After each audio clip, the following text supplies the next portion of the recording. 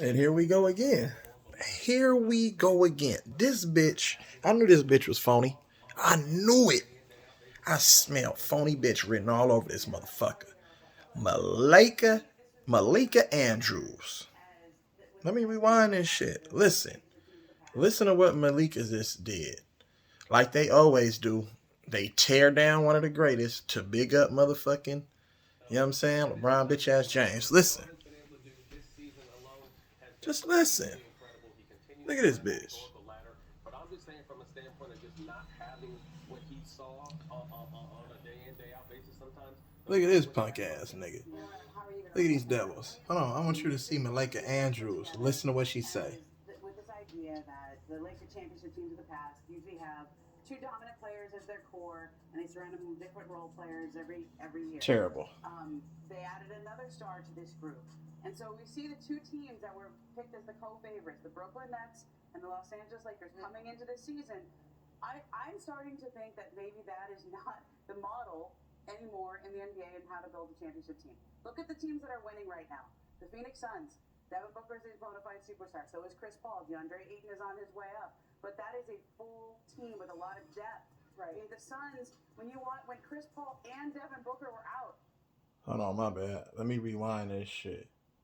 Because Malika Andrews just made me mad. And I knew this bitch was phony when she sold out for this ESPN job.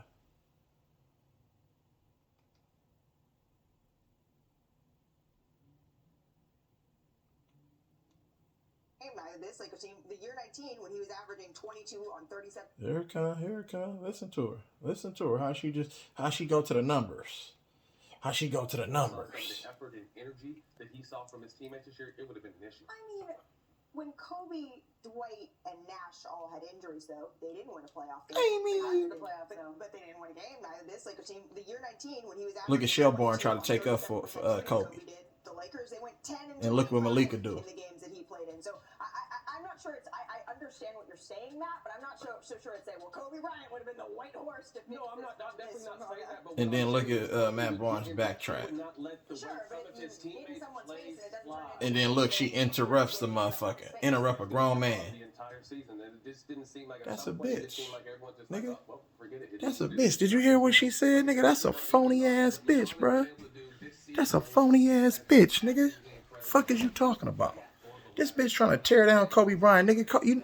Do you realize, nigga, what Kobe Bryant was going through, nigga?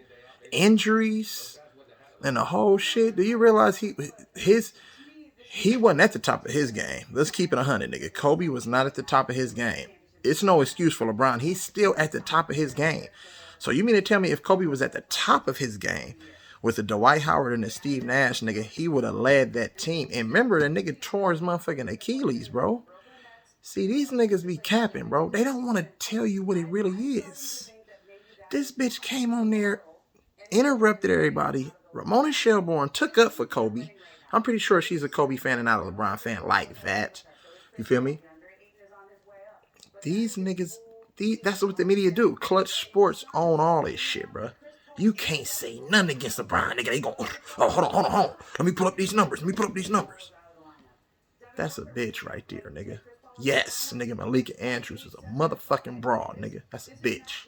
For what she just did, nigga, to shit on a nigga legacy and shit on a motherfucker who ain't even here to defend himself, bro.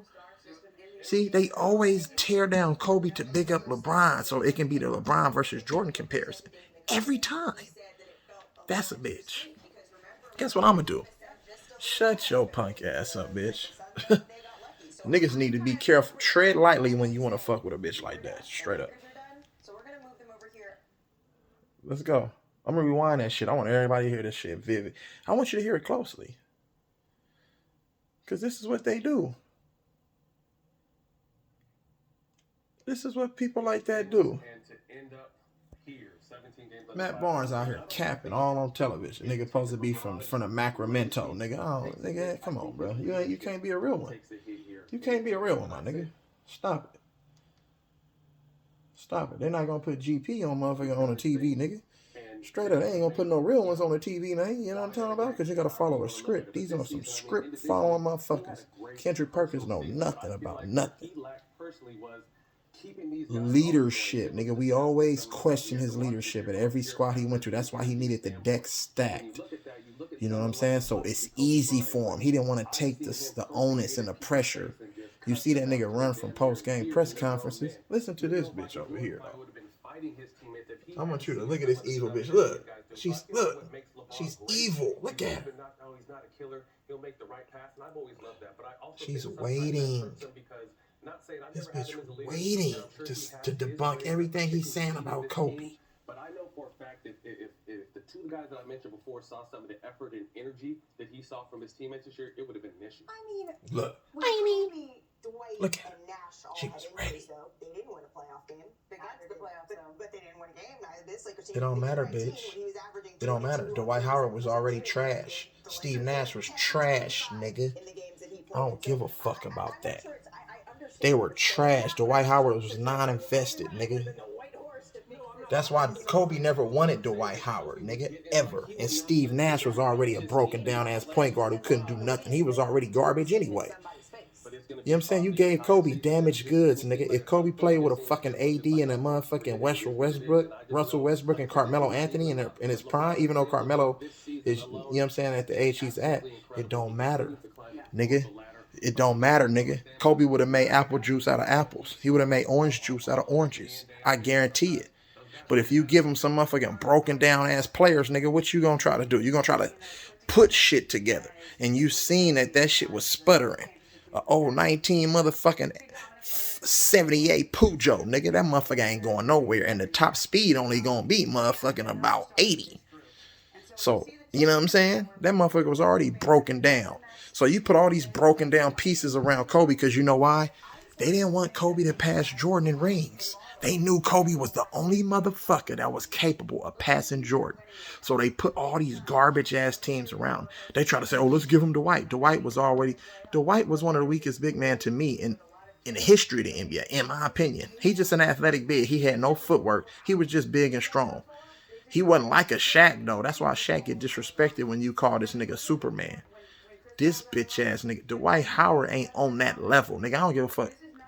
When you're athletic and talented, bro, the numbers, you're going to accumulate numbers. He was in the Eastern Conference where, you know what I'm saying, the next best center was Zydrunas Ilgauskas. Stop it, bro. You niggas need to stop playing, bro. Keep it 100. Keep it 100, nigga. He was going against the Jaren and Jason Collins of the world. Stop this capping ass shit. Dwight Howard was fucking trash. He didn't want to be in LA. Kobe never wanted him in LA. That's why it didn't work. And that's why we got the Dwight Howard that we got. And now he want to come back to LA and try to pad his stats and try to, you know what I'm saying, win championships. That nigga's a hoe. Steve Nash, garbage as fuck, nigga. Never played no defense. Just all he did was just pass the ball to motherfuckers. That's it. Run through the lane and kick it out for threes. Yeah, he scored a little bit, but nigga, he wasn't no difference maker on a championship team. He wasn't going to impact the game in that way. You can exploit him at all costs. They gave that nigga, and then he had back issues when he went to the Lakers, nigga. He was already broken down. Nothing that Steve Nash can do. He wasn't in the prime of his career. So they sent these non-committed to winning, broken down, injured ass players over there with Kobe. And they said, Kobe, oh, let's see if you can win with Dwight Howard and Steve Nash. And then you know what they do? At the end of his career, when he's dead and he's gone, rest in peace, they throw that shit back in his face because they wasn't able to win a championship. Stop the cap, nigga. Why you didn't allow that nigga to have Chris Paul? Why you didn't allow Kobe to have Chris Paul? Keep it 100.